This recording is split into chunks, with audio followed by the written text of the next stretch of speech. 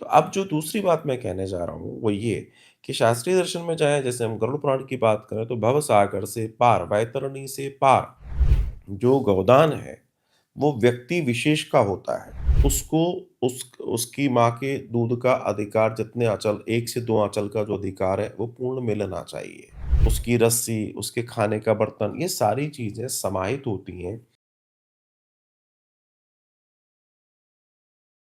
गौदान का क्या फ़ायदा है?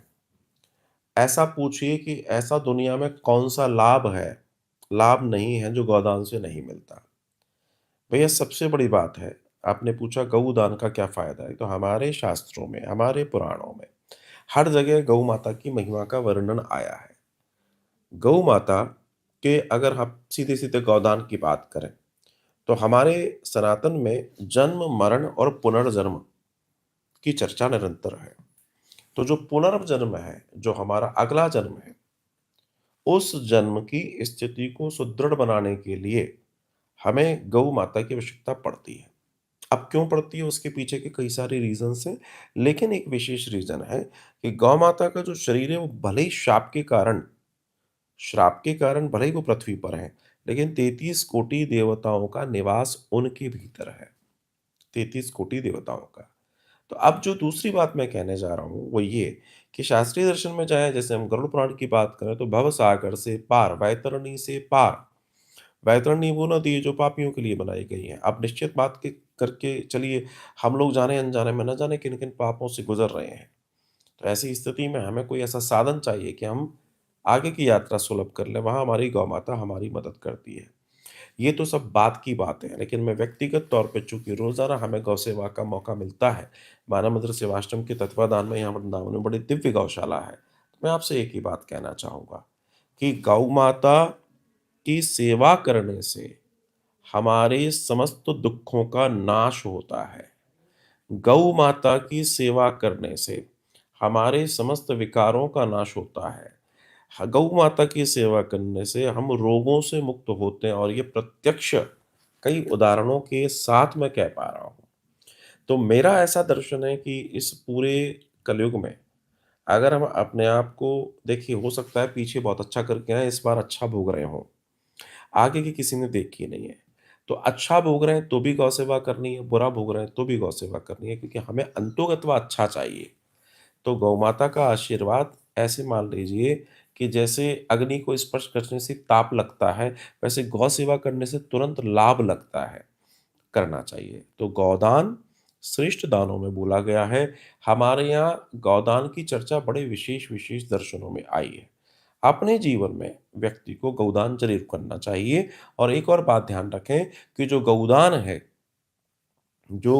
है, वो व्यक्ति विशेष का होता है। जैसे एक व्यक्ति के द्वारा एक गौ का दान होता है, अगर आप सैद्धांतिक बात करें तो। ऐसा नहीं होता कि 2 लोग मिलकर एक गोदान कर दें या वो मन का चलो हमने कर दिया, एक अच्छा अच्छा काम है वो। लेकिन जिन रिज़ल्ट्स की आप बात कर रहे हैं, उनके लिए, एक व्यक्ति के लिए, एक गौ माता के दान की चर्चा है। अब बात ये आती है कि गौदान का नियम क्या है? अब चूँकि आपका प्रश्न आया है, तो एक अच्छा प्रश्न है, उस पे बात होनी चाहिए। तो गौदान का नियम क्या है? तो गौदान के जिन नियमों की हम लोग चर्चा कर रहे हैं, गौदान में नियम ऐसा है कि पहली बात है कि जो गौ माता है, वो पहली बार माँ बनी हो। जो गौ माता पहली बार माँ बनी है, उन गौ माता के दान के लिए कहा गया है, जो प्योर देसी गौवंश होना चाहिए, भारतीय नस्ल का गौवंश होना चाहिए, एक। दूसरी बात, स्वस्थ होना चाहिए। तीसरी बात, उसका जो बछड़ा, जो बछड़ी जो भी है, उसको उसकी माँ के दूध का अधिकार जितने आँचल 1 से 2 आँचल का जो अधिकार है, वो पूर्ण मिलना चाहिए।